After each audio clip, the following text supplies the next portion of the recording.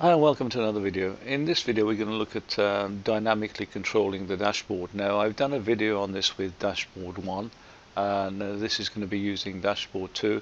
I'm gradually moving away from using dashboard 1. All my new flows use dashboard 2, and so I thought I'd do this video just to show you can do more or less exactly the same what you did with dashboard 1, but you can do it with dashboard 2. Now let's just have a quick look. Here's my dashboard 2 layout. Now you can hide pages from the menu, so this is my menu here, demo, and you can see I haven't got a control page here, and that's because I've hidden it here, and you can see if you look at it, it's actually got a little mark through it, so it's hidden. And if I go here on the edit button and I can change the state to visible and update it and deploy it, and it should appear back in the menu now. So there it is, control. So this is what I want to demonstrate. Now not only can you hide the pages, you can hide the groups, etc., all manually by going to the layout and editing the things there. So here's for the admin 1 page, you can see it's visible or hidden. Okay, so what we're going to do is actually look at hiding these things and enabling these things automatically via the flow. So what we've got is a very similar layout to what I did with dashboard 1. We've got admin 1, admin 2 and a reset, so basically that restores it back to its default. If I click on admin 1, it only displays admin 1. If I click on admin 2, it only displays admin 2. Now let's reset it and it goes back to the beginning. Okay, so what we've got here is we've got a couple of chart nodes, and we've got a gauge, and we've got a search. I'm not sure which one that is. I'll take a look in a minute. They don't do anything. They're just there so I can show you how to show you groups and show you how to hide them. So if you look at the flow, they're not actually wired. Let me find the flow. There it is there. So they are there, but there's nothing connected to them because they're not really used. Okay, so here are my control buttons, admin 1, admin 2 and reset. And to understand how to use it, if you just go to the UI control, this is the one that's doing all the control, it's the UI control node taken from dashboard 2, which you'll find down here in the left. There's my dashboard 2 nodes, and if I click on there and I just go and look at the help, and it tells me how to use this.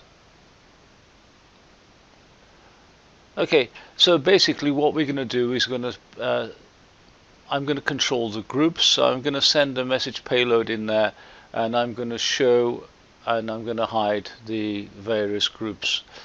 Can I find it on this? There it is at the top. So I'm going to use this one here. I'm not going to enable and disable them, but you can see you can do it down here. I'm going to actually just show and hide them like I showed you when I clicked on the buttons.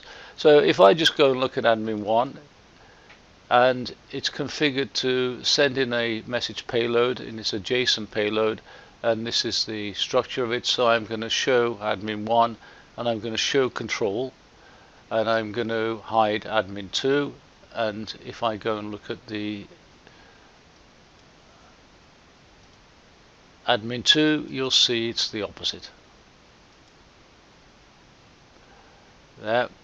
And if I go and look at the reset, it shows everything.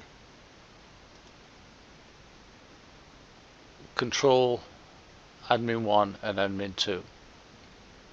So pretty much the same as controlling dashboard 1. We basically send a JSON payload into the UI control to show, hide, enable or disable groups, pages, etc. Now you may have noticed when I click on there, you'll see a refresh. Now this is courtesy of this delay node here. Now what I noticed when I was doing this is if I disable this so it doesn't work, I'm showing admin 2. If I click on admin 1, let me deploy it. Let's reset it. Now I reset it, but it doesn't actually reset until I refresh the page. And if I click on admin 2, it won't show me just admin 2 until I refresh the page. So this really is there to refresh the page. Now the way it works is when I click on one of these buttons here, it sends a message into the control node, it sends it into the delay node, and after half a second I trigger this message, which basically does the page refresh.